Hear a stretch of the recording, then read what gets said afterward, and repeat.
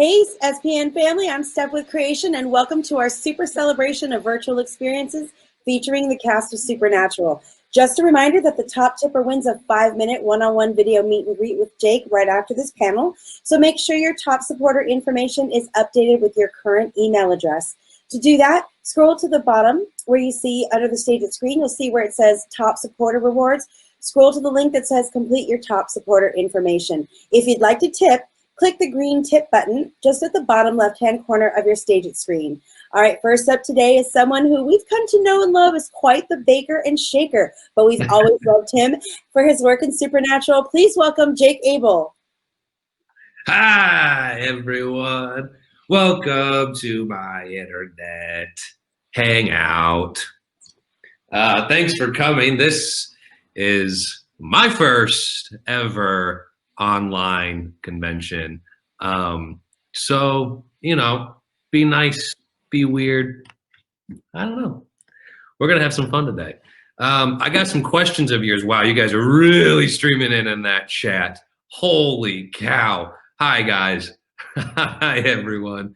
I know you guys have been asking some questions, which I have a few lined up here. So keep asking questions, and I'll try to get to as many as I can today. It's a bummer not being able to be with you guys and see you guys, especially for a Q&A panel like this. I know for me personally, when I travel to your cities, it's what you guys give us.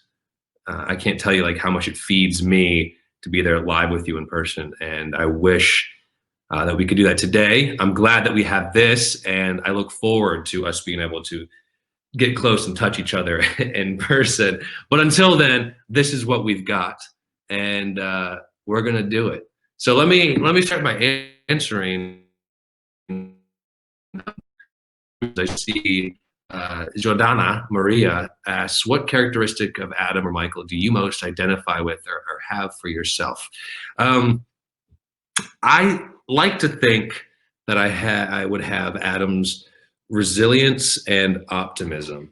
I know I said this on my post on my Instagram and my Twitter after my last episode aired on Thursday, that you know, Adam, his ability to keep going when everything around him is on fire, I think is really admirable. I mean, he was a character who was, you know, stuck in hell for 10 years. He had every right to be jaded and cynical, like Michael was, but he wasn't.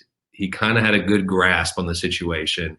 And if I don't have that, I would like to have that. But that's why I enjoy the switch between Michael and Adam. I wish we could have done that in the Inherit the Earth episode, because that was such a fun challenge and something I feel like people really enjoyed. And Richard and I really worked on getting that right, that switch between the personalities, because Adam and Michael were so different. And Adam was always just so much lighter to me as he got older. And I'm gonna miss him. So yeah. Let's see, what else do you guys have?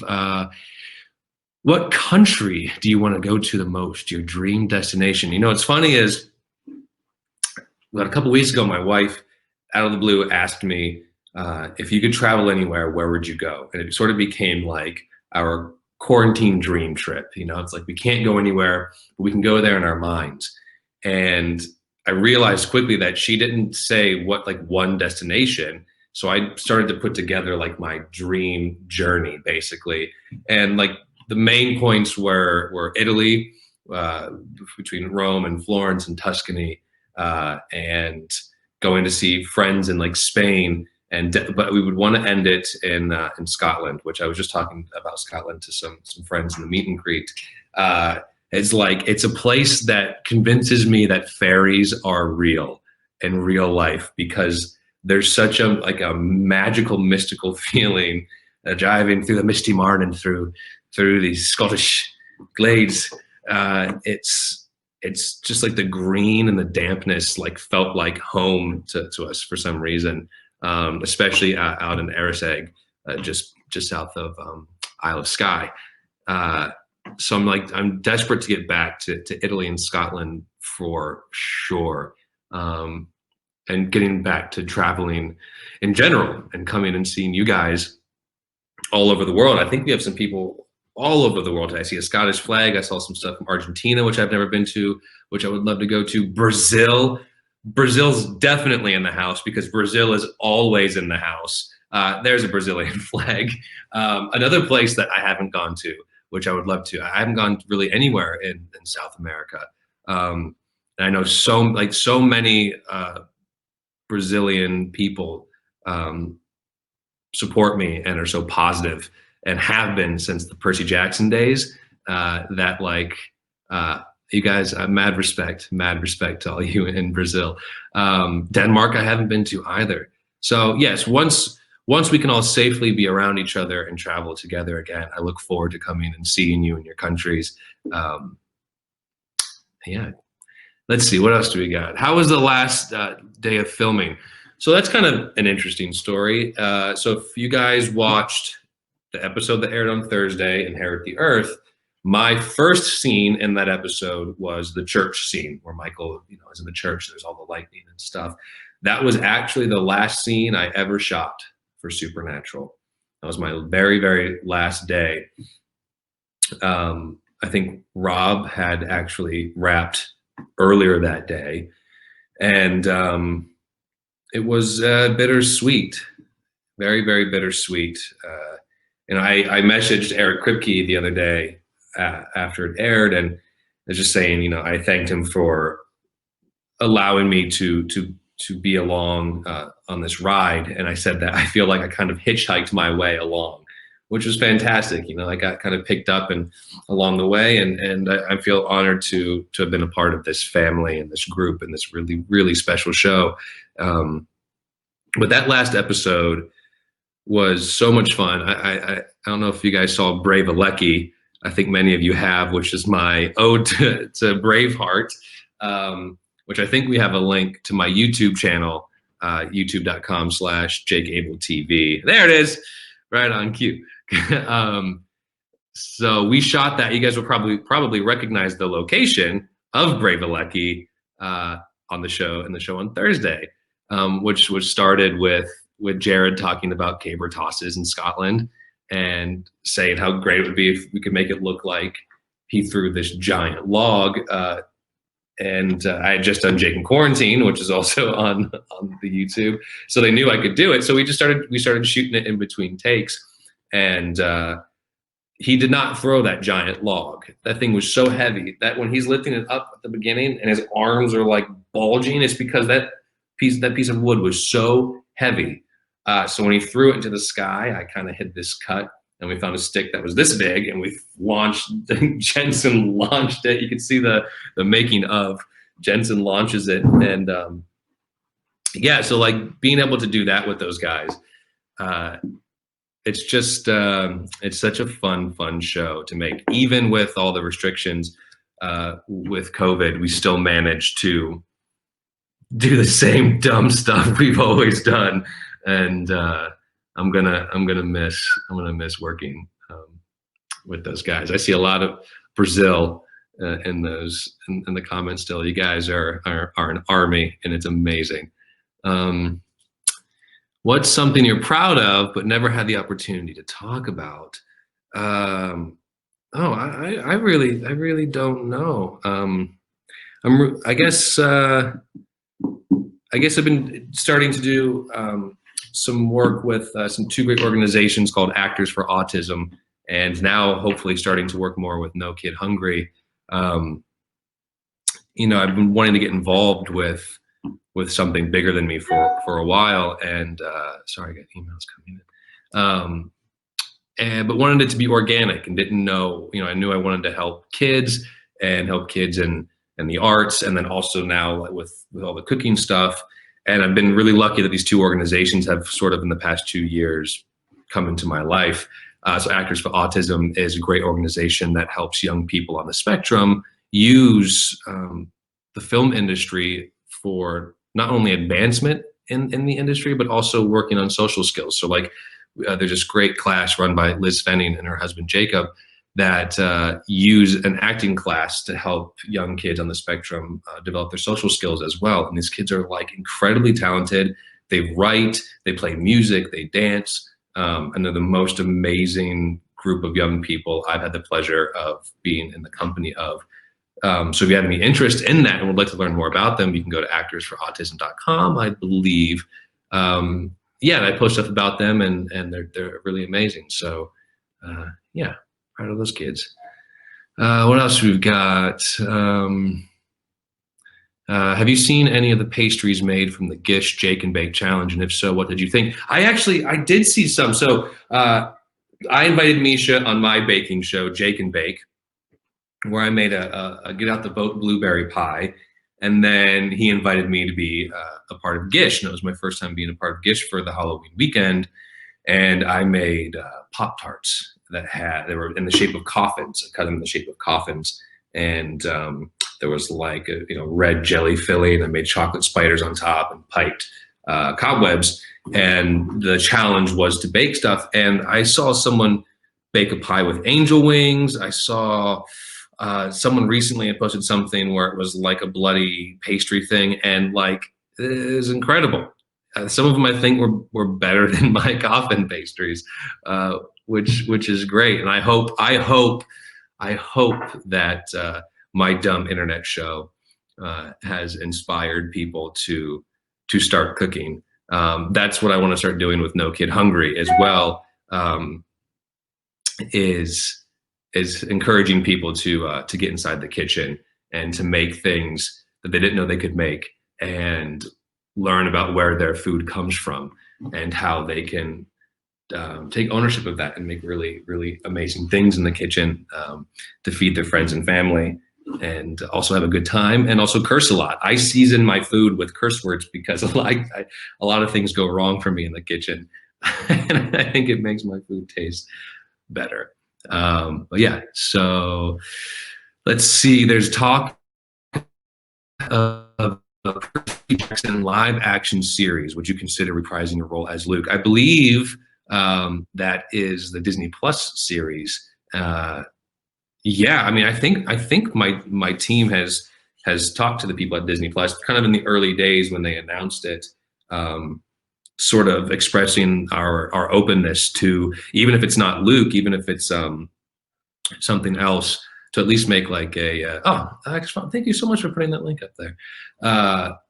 Even making a cameo, or I would love to at least drop in. If not to be a series regular, I would love to pop in, because that series did a lot for me, and the fandom of Percy Jackson is so great. So if they'll have me, I would very much love to jump on and do some stuff for them. How did you learn to bake? I love that this is like a supernatural convention, but we're just going to talk about cooking. I learned to bake by failure, mostly. I've never taken a professional class to learn to cook. And I don't know. I honestly don't know where it started. Just curiosity, and I cook like almost every meal for us in our house. Like at least breakfast and dinner I cook, and it sort of was just like a gateway drug of cooking simple meals and stuff, and wanting to know how to make bread, because that's one of my favorite things to eat. And then that turned into like, I bet I can make like cakes and stuff, and now pastries and pies are my new thing. So it's just been about like curiosity, and also like for me, I enjoy on a Saturday or a Sunday having a coffee and like music on and the doors and windows open and spending the day in the kitchen. Like it feels good, and then the house smells good, and I think that's sort of like the big payoff, because I don't even really have a sweet tooth. I really don't eat like candy, and I don't eat a lot of desserts, and they say never trust a skinny chef. But so for me, it's more about like the process, the challenge, and then feeding people is the real reward. As far as like enjoying eating it is like the last thing on my on my list there. So yeah, I just like see something like macarons. French macarons are one of my favorite things to make. They're really challenging, but you can be super creative with the flavoring. And I was watching, my wife and I were watching MasterChef Junior, and these kids were making French macarons, and I was like watching and going, I could do that. I could definitely do that, and just tried it. And what happens for me is usually the first time I try something, I knock it out of the park. I don't know why, like, but it's good. I need that because the second and third time I try to do it again, I fail, just like fail miserably. But because I knew I succeeded once, that's what encourages me to keep going. It's a strange little thing that I've learned about cooking for me, that I can expect to succeed the first time, fail the next two times, and then start to get better. So I have a rule in my kitchen that the first time you make something, be as messy as possible and do it as wrong as possible, because you learn what not to do a lot quicker. And the next time you do it, like, you'll be so much more streamlined. So if you're in the Jake and Bake kitchen, fail fast, fail often, fail your way up. What else do we got in here? Who would win in a fight between all of your characters? Would Luke or Michael be more powerful? I mean, I think an angel, hands down, is going to beat Luke, because even though he's a demigod, Luke had no powers. He had flying Chuck Taylors. That was really about it. He could use a sword, but he had to steal a lightning bolt to even have that kind of weaponry. So I think Michael is the supreme badass. He's the OG angel gangster with a flaming sword. So I think Michael's gonna take the day on that one.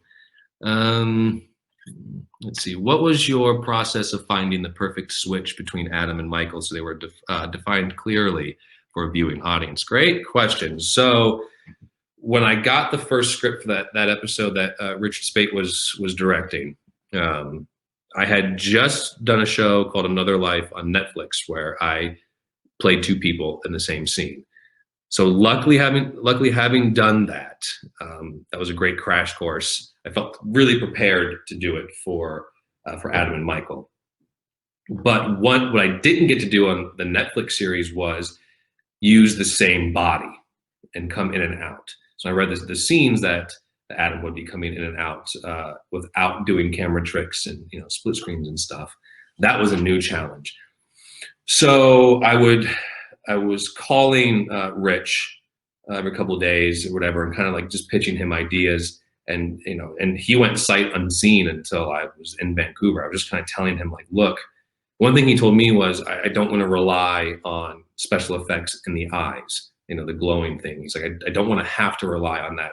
To which I was like, 100% agree. I was like on the same page already. So the simple thing for Adam and Michael is just a little bit of posture, right?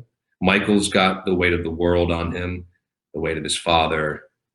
So he carries a bit of a heavier load on his shoulders, whereas Adam has kind of accepted things Michael hasn't. He's accepted the world. He's accepted humanity as it is. He sees people for who they are. So he's for me, he's up. His eyes are lighter. Michael is a little more heavy and down. And it became as simple as this, walking around the house, just kind of, even Michael's register drops a little bit, while Adam's is a little more optimistic and up. And it's just that. I mean, you guys, I hope some of you are doing this right now in front of your computers, just watching me do this. That's all it takes right there. It's something simple and small, and that's what we wanted to rely on, is a shift in voice and a shift in posture and something behind the eyes. And having good writing is good too. I saw someone point out, it's so funny because this wasn't in the script. This was just a choice. And I saw someone online be like, oh, Castiel and Michael they knew what was going to happen, because, that's the scene I'm leaving Dean and Castiel. And it's like, when do people ever get what they deserve? And I give a little look to Cass, and a little nod, and he does that. Someone like picked out online, they were like, oh, that was a moment between them. That wasn't even scripted. That was just like being in the scene with these two great guys and realizing that there was a relationship between these angels, and saying kind of like, just all right. And it was like this nice moment that felt sort of justified and good. But it was great because some people started reading into it and picking up on the fact that like this was some sort of like foreshadow. So that was a nice surprise. So I wasn't planning on that. Because I don't even think I really knew how it ended at that point. You played Luke and Michael, who both had major dad issues. What do you think will happen if they have met and had a conversation about their dads? Oh boy, it's so funny. I've always pointed that out too. Of like, man, these characters have such daddy issues, and they handle it so poorly.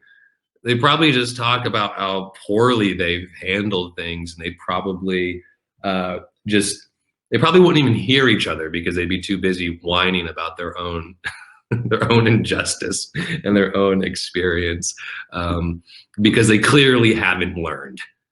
They clearly have not learned the lessons they needed to learn. So I think a conversation between them would be very annoying. What was it like? How was it like to come back on the show after 10 years? It's just like, I mean, I kind of already said this. It was an honor, and I'm thankful overall. I'm thankful that I got to be a part of that, because it's just a special thing, and selfishly really fun. Like, I mean, really, really fun to be working with those guys, and to get closer to them, because I only really get to see them on set or at conventions, and so I don't get to see all those guys all the time. So I would jump at any opportunity to do that. What else? I wish I could read your comments too coming in, but you guys are like lightning fast. Oh, here we go. I know you're a Ravenclaw, but if you had to choose between the other three, which would I choose? I'm a proud Ravenclaw. I was very nervous when I just took the test like this year, last year. It took a long time. And I already forget my Patronus and my wand, but I'm a very, very proud Ravenclaw. And, but if I had to choose another one, I'm Gryffindor, obviously. Like, obviously. Yes, go Ravenclaw. We're the best house. Yeah. What's your favorite movie? This is an unanswerable question. I have my top favorite movies, and off the top of my head, and not in any particular order, they're Amadeus, There Will Be Blood, Paper Moon, Singing in the Rain, and Hook.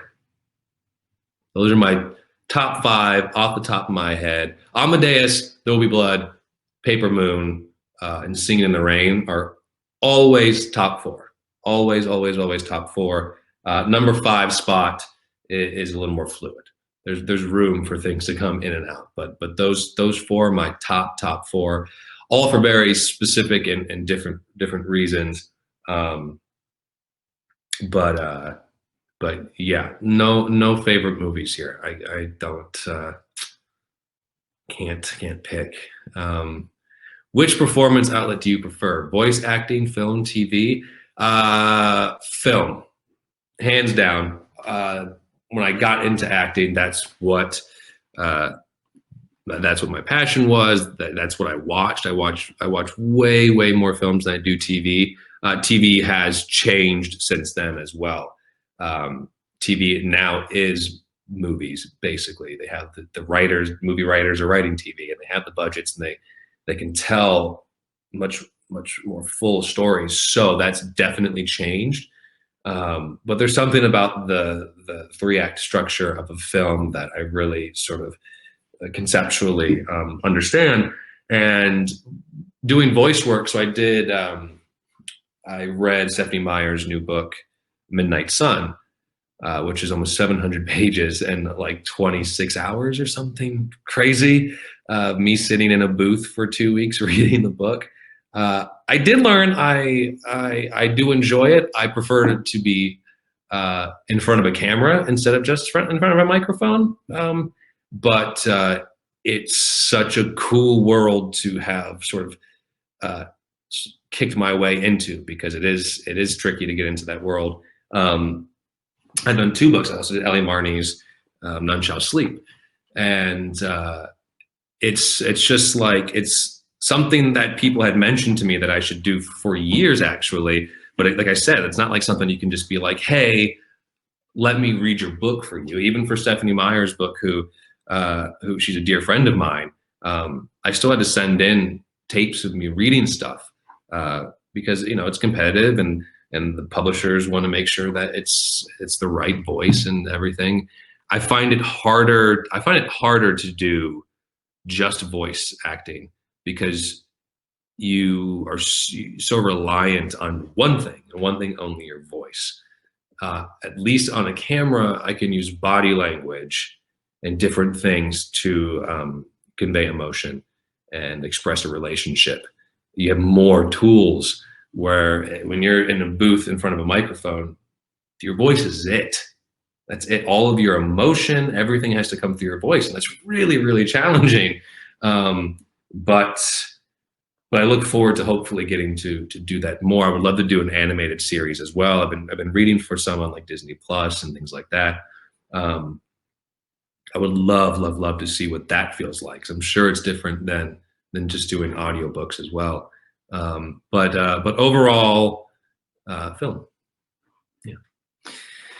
Okay, let's see. Nothing to do with Supernatural, but would you like to work with Saoirse Ronan or Emily Browning again? Absolutely. Saoirse and I have done 2 films together. The first one was The Lovely Bones, when we were but wee children, and the second one was The Host. And she's like a sister to me. Her and my wife are super close.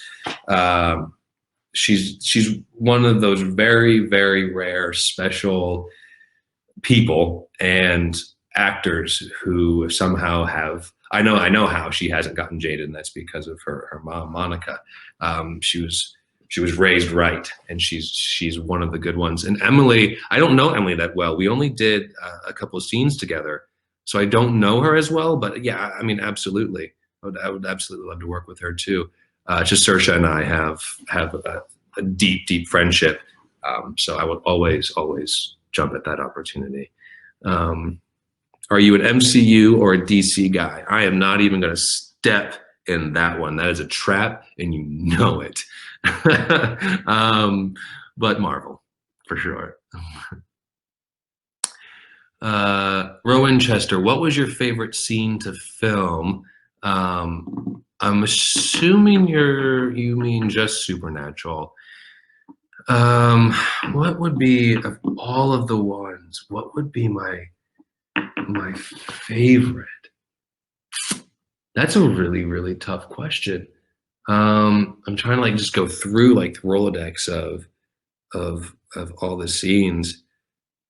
Maybe something nostalgic. Maybe like something from the Jump the Shark episode. The fight scene was pretty good. I didn't quite like putting my finger in Sam's wound and having to lick the blood, because the fake blood, which was supposed to be chocolate, tasted like it was awful. So I didn't enjoy that part, but the fight scene was really fun in the house. And it being like my first episode there was really cool. That first episode was really fun, getting inside the coffin where they reveal that Adam had been eaten by the ghoul, and they had the fake eaten like skeleton thing, and that was really fun and really neat. I did injure myself on that fight scene though, I think, when I like blasted back into the wall. I hit my elbow on like the crown molding of the wall. It hurt really bad. But yeah, something from the early days. let's see, if you could do a spin-off of Adam Michael and one other supernatural character, who would you choose and what kind of show would it be? That's also kind of a trap too. That's almost being like, who's your favorite actor on the show that you would want to do a show with? So how about it would be Adam and Michael and Ghoul Adam. I would just play three characters. It would just be me doing scenes with myself for the spinoff. That's what we would do. Do you have an ultimate director or actor, actress whom you would really like to work with?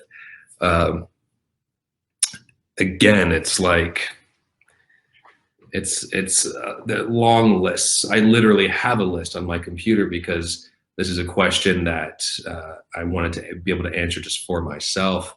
Funnily enough, we're cleaning out our house right now. We're like, you've probably seen on my Instagram and Twitter that like I'm finding old jackets from my middle school, and I found a bunch of Hard Rock pins. Like I'm just unearthing all of this stuff from the past. And so what's interesting, I think, is in this day and age, you not only have to clean your physical space, but you have to clean your digital space. We're finding iPhone 1s and like laptops that we've hung on to that are so old, and I had to like charge them up and like make sure that I've wiped them before I go recycle them.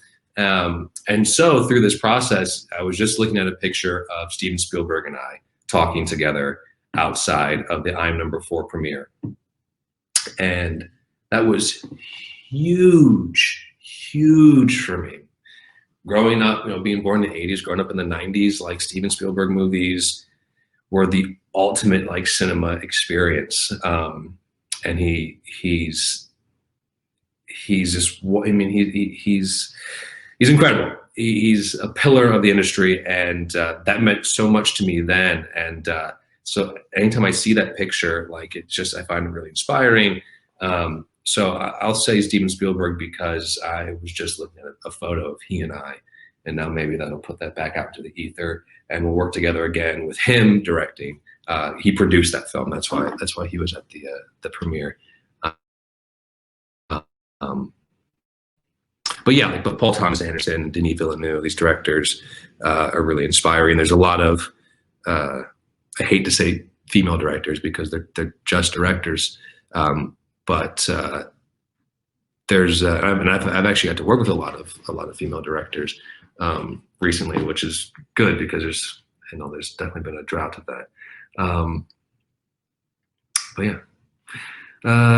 Duty future managing, tell us about future plans. Not right now. I did a film with James Wan, who did Aquaman and Saw and Insidious and all these incredible films. We did a film called Malignant together that was supposed to come out this year, but got pushed.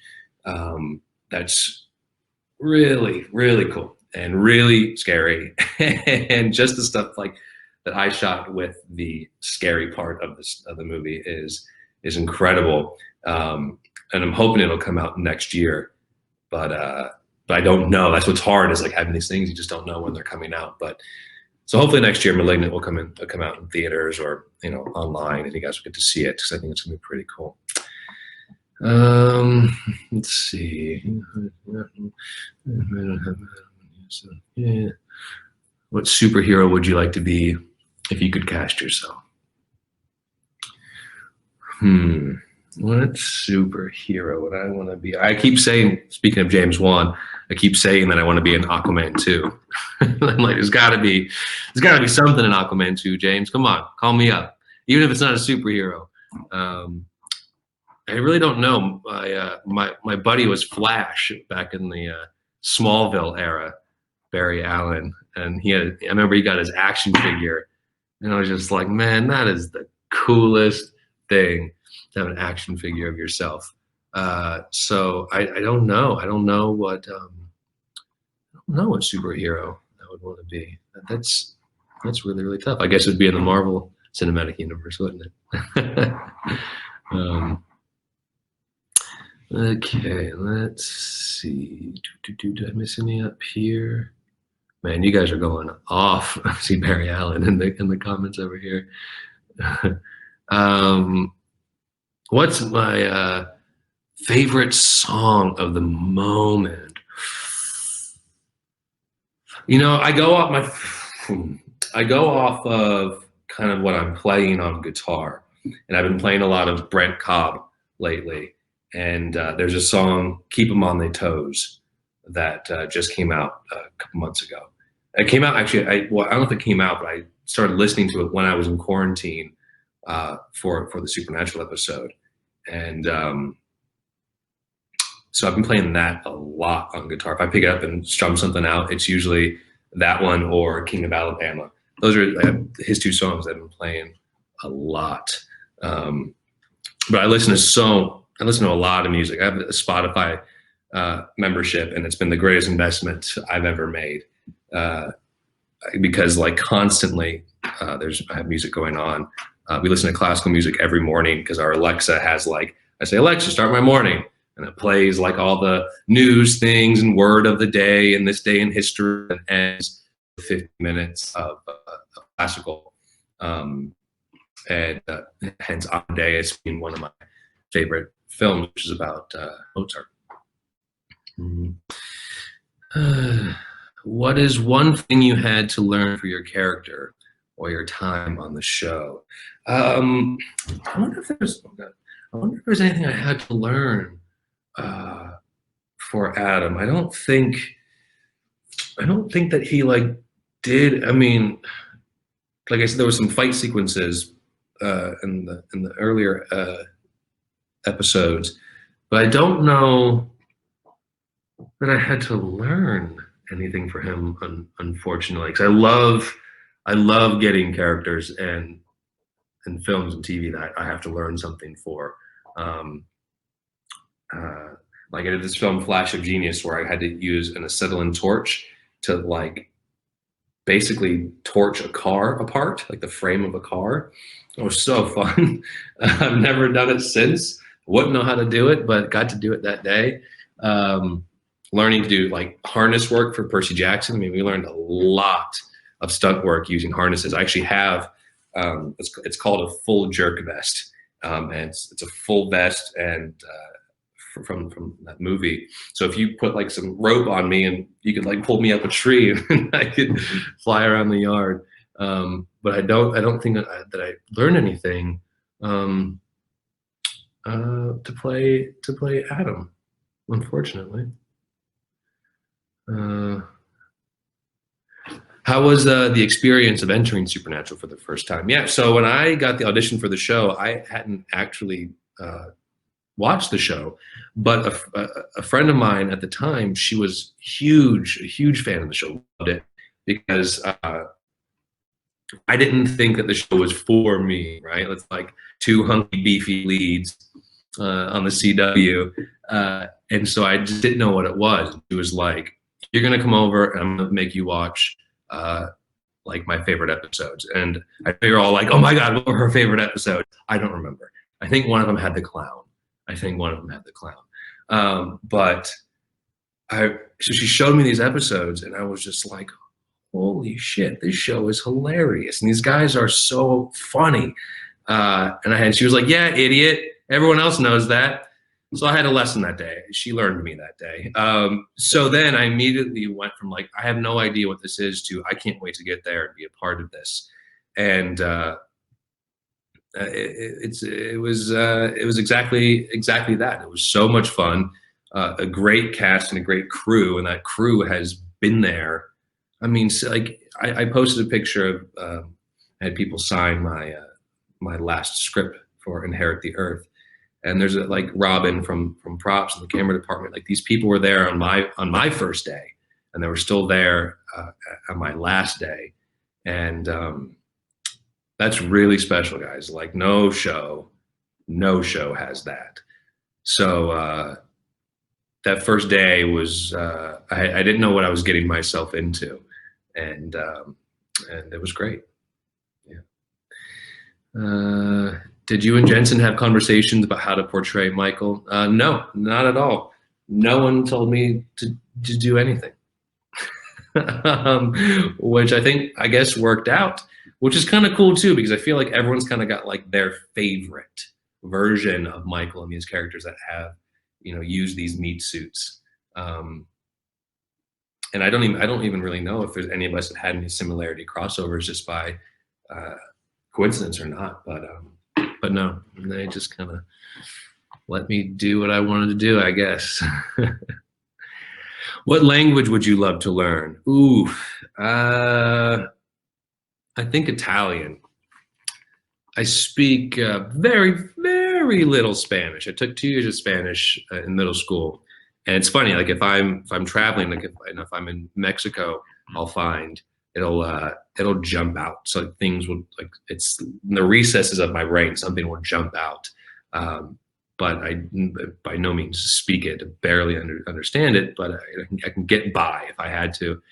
But I think, another romantic language would be an easier segue, and I think Italian would be amazing. Were you satisfied with Michael's ending? Kisses from Brazil, you Brazilians. Yeah, I think so. I think, like I said, it makes sense. It makes sense, his ending. I wish Adam would have had an on-screen goodbye, but that's okay. And I like to think that Michael did mean it when he wanted to help the boys, and it was Lucifer who sort of got under his skin and made him do what he did, unfortunately. But for me, I'm here for the story. I fight for my characters, but I fight for my characters to make the story better. And if him seeking his father's approval one last time made for a better ending for, Sam and Dean and that whole narrative, then that's absolutely the right call. It doesn't matter what I think. Last question time. If you could ask us fans anything, what would you ask? I would ask that you follow me on to my next project with the same love and fervor and emotion that you have for Supernatural, whatever that may be. Hopefully I'll get on some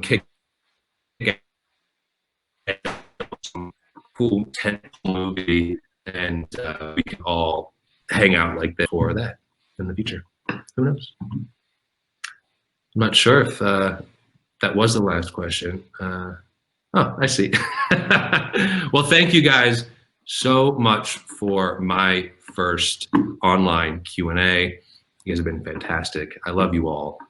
Stay safe, protect each other, and I'll see you in the next one.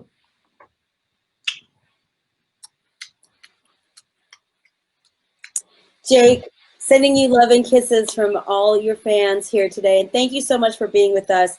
It's so nice to see you virtually, and we are looking forward to your future projects. Okay, guys, tipping is now done, and we're going to bring you the results in just a few moments. But first, make sure you're signed up on our email list through our website, creationent.com, and follow us on social media at creationent on Facebook, Twitter, and Instagram. And hopefully we'll be able to come back with live events soon. We really miss seeing you guys so, so much. All right, our winner is Kayla Hammond. Kayla Hammond, you're our winner of the 5-minute one-on-one video meet and greet. That's going to happen right after this, right in just a few moments. So just make sure that your email address is updated, but just in case, hang out in this chat, just in case we have an issue sending you your link. All right, guys, we're going to be back at 4:15 Pacific time with the one and only Jim Beaver. Don't miss it.